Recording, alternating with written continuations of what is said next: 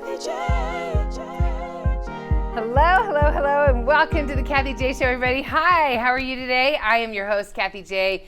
It's a joy to get to hang out with you anytime I can, so thank you for spending this half hour with us, because we're working hard on a lot of topics to bring to you that we know you want to hear about. So if you want to keep the conversation going, we love it. Please go on our social media, and also any other shows that you might have missed, go to KathieJShow.com. So today we are continuing our month-long focus on women who are making history here in Colorado. And today we're speaking with Lisa Carman. She's the resume guru, and her company is Resonating Resumes. She's in it to win it and to help you win it as well, everybody. Help you win that job. Everybody, please welcome Lisa to the show. Lisa. First off, thanks for being here. Oh, thank you for having me. It's so exciting. She's an Arvada girl, everybody. You grew up here in Colorado. Went to Arvada High School. Very cool. I love it. Okay, so tell me how you got to where you are now. Originally, you had no idea that you were going to be writing resumes for a living. You really didn't know what you were going to be doing. No, and that's part of my message today is to get out there to all women, anybody in business who's unclear on their path. Just give it a shot. You know, take a risk, take a chance, make a change. I know, but that's so scary. It's because very especially scary. You're fighting two things. The one that I think our parents taught us, you got to be secure. Like, get your security, get a job that hopefully you can hang out in, you can grow old with, and be good. Mm-hmm. But then there's the other side where we're like, no, there's so much more. I am made for more. So how did it come to you? I don't know. It was so funny. She said, I listened to the voices in my head, Kathie. So you want to tell everyone, you listen to the voices in your head. That's one of my lessons learned. I want everyone to hear this. Listen to the voices in your head. Yeah. That goes against what our other therapists on the couch have been saying. But I know what you're saying. Yeah. As in, I think I could be good at that. Listen to that. Yes, listen to your intuition. That's the voice in your head. It might be down here. Right. In your belly. Mm-hmm. But it only took me 20 years to figure out what I wanted to be in my career. It started for me in my early 20s. Okay. I had no idea what I wanted to do. Right. College was not something my family talked about. They didn't have money. Okay, you right. know? And I knew it would be up to me to get my degree when I was ready. Okay. So I didn't know what I wanted to do, so I started in the mailroom at a large corporation and thought I could just try different departments and see what sticks. That kind of makes sense. Yeah. A lot of kids had the luxury of going to college to see what department stuck, so you're doing it on your own, a cheaper way. Okay, so you're in the mailroom, and then what do? What happens there? Well, I tried accounting, I tried auditing, I tried computer programming, and figured out they were not for me. Okay, good. This is over a course of years. Yes, know? Right. But I finally found what I thought was my thing in training and development work, learning development. Okay, all right. I found I had a gift for curriculum writing, and I've always been a writer, always wanted to write. Yes, that's a big help, yeah. Yes, and delivering presentations. So I figured out that I was really good at public speaking. Okay. And training. And you were like, there's got to be some way that these two connect. Right. Okay. So I thought I wanted to be a VP of Human Resources and Training, because that's what you're supposed to do in business. In big companies, you're supposed to keep moving up the ladder. Yeah, right. So that's what I thought I was going towards. So I did get a lot of answers, had great experiences at this company, but I also learned the hard truth about being a woman in a very male-dominated organization. Okay, we're going to get to that, everybody, when we come back from the break. But really about the male-dominated business. Mm-hmm. Really fast, before we leave, though, I do want to show your husband. We'll talk about this. This guy, you've been married to him for how long? 25 years. Your daughter's in the audience going, Mom, we just discussed this. There's Jessie, there's your daughter right there, and your son, right? Yes, Jessie and Jacob, and I'm so proud of both of them. They're amazing adults. Oh no, they're two good-looking humans and good people. Jessie's been awesome hanging out so far. So when we come back, everybody, we're going to get into the male-dominated business world and a lot more with Lisa. We'll be right back. Kathie J. Oakwood Homes is an official partner of the Kathie J Show. Oakwood Homes, building happiness. Kathie J. Welcome back to the Kathie J Show, everybody. I'm so happy that you're spending this half hour with us. Lisa Carman is here, sharing her story on how she discovered a new passion after working so long in corporate America. Let's touch on that real fast. Living in a male-dominated business world. What were your lessons? I was a very, very young woman in a male-dominated organization and industry, and I did experience sexual harassment multiple times, one of which almost broke me. Wow. Very difficult situation to deal with over a long period of time. And I finally took control and did what I needed to do to be safe again and to regain my sense of self and my worth and all of that. And I'm here to tell you I came out the other end. Yes. And I'm stronger for it, and I know what I will never let happen again. Absolutely. So my message is to every man and woman out there of the of different orientations. Yeah. You don't have to put up with sexual harassment. If you're being sexually harassed, take action for yourself. I agree. You know, and you have to stand up for yourself. It can be scary. It can be very scary Super because you scary. could be losing your job by standing up for yourself. And that's exactly why I didn't stand up for myself for a long time. But it took me taking control in my way and taking action so that I could heal again. And now it's years later, and I know I'm a better person. I'm stronger because of it. Yes, absolutely. Yeah. You can hear it when you say it. You can see it when you say it. Yeah. Okay, so thank you for saying that. And we really want everybody, you know, like, you're not in this alone out there, everybody. Right. Okay, so let's move on to, you found your husband. After, and how did you find him? Where were you working when you found him? We just saw him earlier. Okay, so before we get to that. Okay, go for it. So before that, I was at this company 17 years. Yeah. Right?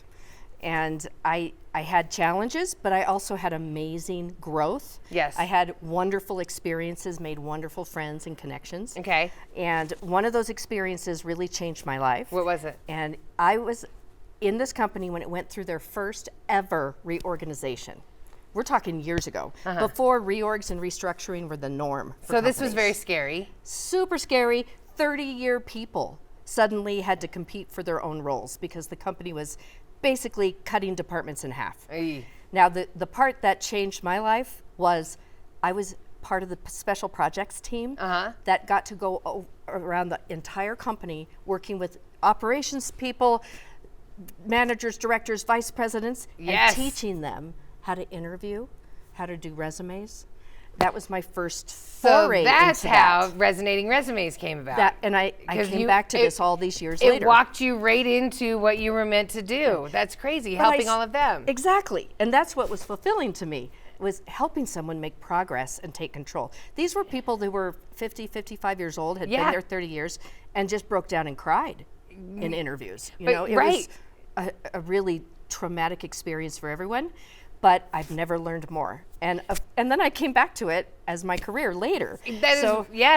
that's amazing. Okay, so your husband, where were you working when you met him, real fast? Okay, so at this company, I was planning to stay after 17 years. I wasn't planning to make a move. Okay. And then I woke up one Sunday morning and a voice in my head said, open the paper and look for a job.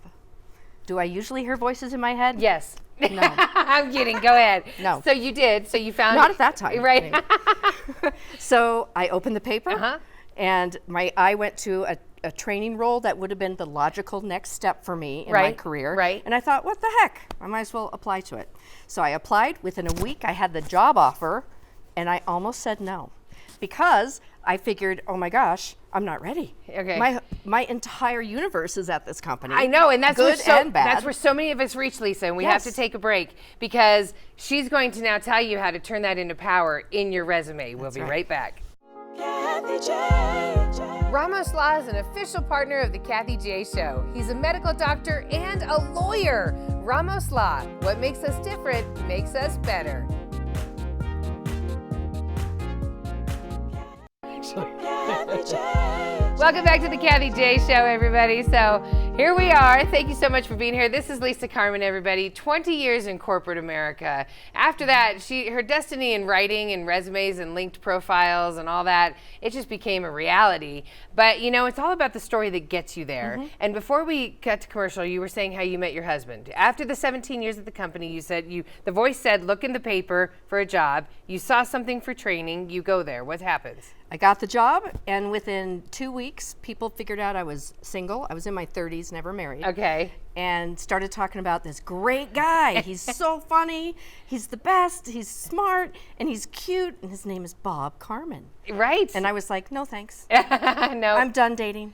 That's And then- where I was at that But time. then you met him. He was my soulmate. It was Yeah, all and it it's took. 25 years later. Congratulations. The other thing I gained from that organization, from making that move, from taking the risk and leaving that company, Yes. is I got my power back. All of a sudden, people cared about my opinion. I was seen as a leader at this new company. They didn't know me from the mailroom. Don't you think that happens a lot? Is a lot of us, you start with a company and you do climb the ladder, but sometimes by climbing the ladder it hurts you because there are people that still see you as the mailroom. Absolutely. And so sometimes you do need to get out Yeah. and you do need to start again. And there's nothing wrong with a fresh thing, but I always tell everybody, don't go get a new job until you don't leave your job until you have a new job. That's the big mistake. So Yep. why is it so important for us? You say it's about building our brand when it comes to us finally starting our resumes and stuff. Yes. What do you mean by that? Like, you're just Joe Blow. I'm good at this. I'm good at that. How do I have a brand? Right, and women really have trouble with this, taking ownership for their value. Okay. So building your brand is about really becoming comfortable with who you are and what you bring. Okay. So it's about, first, being very aware of what your strengths are. Make a list. If you don't think you have strengths, ask people that you know and trust. Okay, but am I doing strengths of who I am as a person, or am I doing my strengths at my job? You want to be focused on All job both, stuff. Okay. actually, because you and I both know personalities can make or break a job environment. They right? sure can. Absolutely. So if you're an awesome leader, talk about that. If you're amazing at analytics, talk about that. Okay. If you're an amazing problem solver, talk about that. But I'm probably going to be putting that in my resume, gearing it towards where I'm going, whatever job I'm applying for, Exactly. right? Do you believe in the people that have like 4 different resumes because they're geared towards whatever job they're going for? No. No, you That's don't. the hard way to do it. Oh, is it? Oh, it's a waste of time. What? Yes. Okay, So so- the other thing you have to be really careful about with your resume and branding yourself is understanding what your achievements have been. No one likes to. I did this and now it's gone. We I never talk to remember that. CFOs Yes. and CEOs who say, and when I say, what's your proudest achievement in business? Well, I don't know, it's just what I do. Yeah, You I know? would say that in radio when people ask me in radio or TV, what's Yeah. one of your proudest moments? I don't know. It's just what happens. I love it all. Yeah. You know. So I tell people, this is how you start. Make a list of your successes. Okay. Now think about it this way. Anybody can make a list of responsibilities on a resume. Right. That's what you usually see. That this is- is what I'm supposed to be doing. That's why it's so easy to copy and paste from someone else. Exactly. Because you're doing the same responsibilities that I'll be doing. You got it. Yes. Yes. That's not what we do. So not everyone can show their true impact to an organization with achievements and results. yeah, but I guess I always thought that achievements are not something that people look at. Oh. Achievements are, they did that, they're living in old glory. Like it's not important to put a lot of achievements there more than what you can do for the company. Well, that's the key. You nailed it. It's got to be relevant to the roles you're going for. Okay, right. So I don't need to tell anyone I was best in class or No, something. you were the absolute best hairstylist once upon a time. But now you're into business analytics. You don't put that in. No, don't Okay. talk about the hairstylist. All right, good. So that's the kind of achievements we don't need. But Right. achievements that gear you towards what you could do to this company. Because achievements show a potential employer what you're capable of. Yeah, what you can And do what for they them. can expect from you. Okay, so do we still, are resumes still like the bullet points and all that? Yes. Bullet points are a must. We don't want to, none of us who read resumes want to look at paragraph after paragraph after paragraph. Okay. And no 5-pagers. 2-page. 2 pages, total. Is the norm these days. How far back in my career do you want me to go? It depends. If some of your older experience is relevant to your current stuff that you're okay. going for, Right. then bring that in. You don't have to put it way at the end, though. And if you're worried about ageism, which is alive and well, by the way. Thank you, because people are going to do the math on how long you were at companies, I think. The older experience, just drop it off. You're not going to have room for it. Okay. You have to decide what experience deserves real estate on that resume.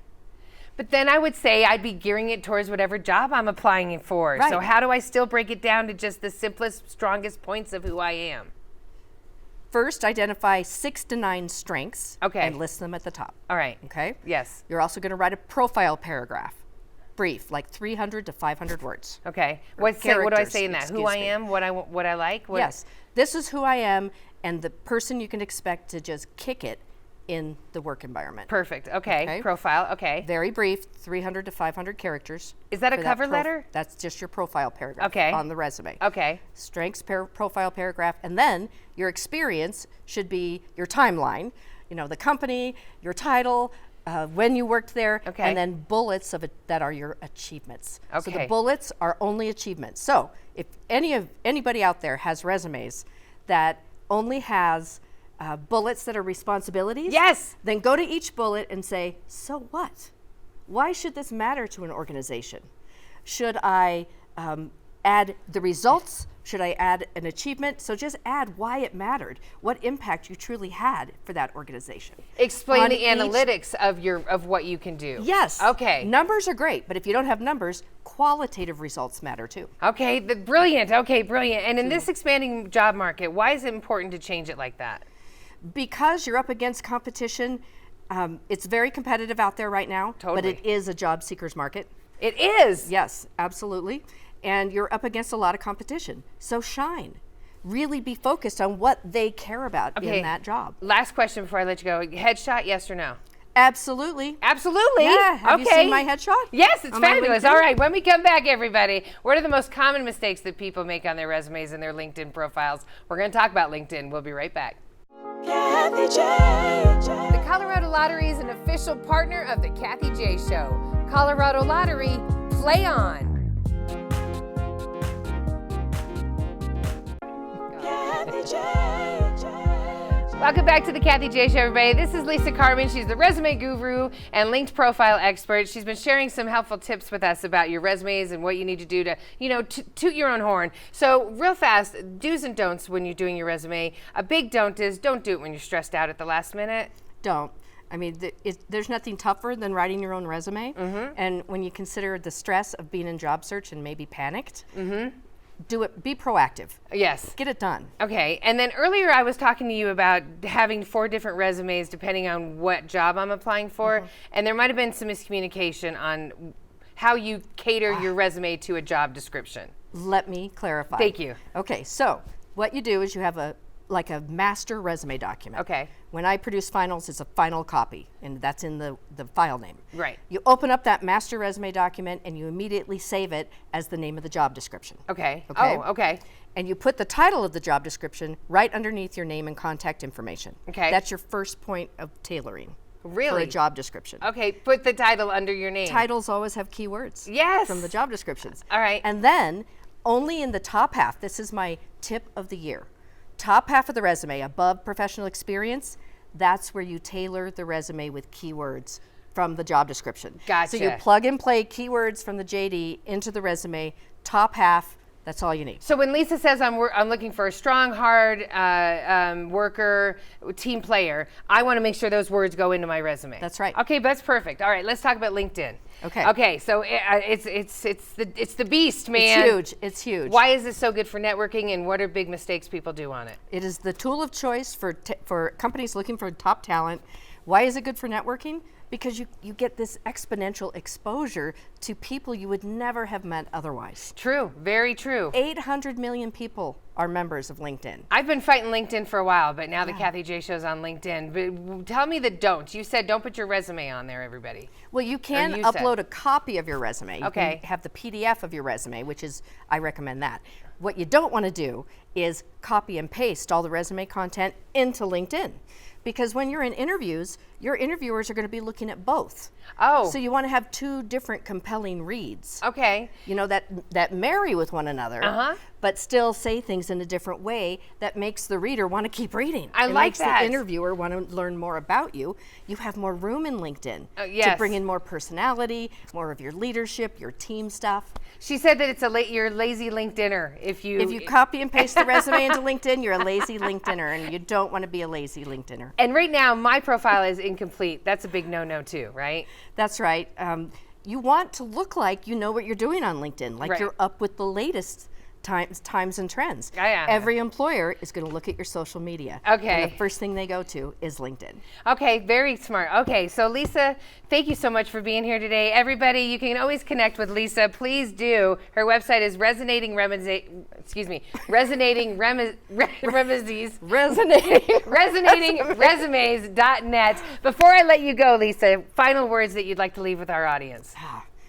If you're having any thoughts about leaving or exploring your options out there, go for it. Yes. You can do this. I can help if you want, or go for it on your own. You are capable and you have value. Oh, I love that. You know, because Lisa's lived it, everybody. I've lived it. You have to take that chance, but do it. Be smart because you have that resume underneath you. Resonatingresumes.net. Thank you so much, Lisa. Thank you to Dr. Jessie for being here with us as well. Everybody out there, I guess I have some homework to do. You do. I'll help. Hey, cover letters. Oh, cover letters are not dead. In fact, they're more important than they used to be. Okay, cover letters are more important than they used to be. You heard it right here. Have a good day, everybody.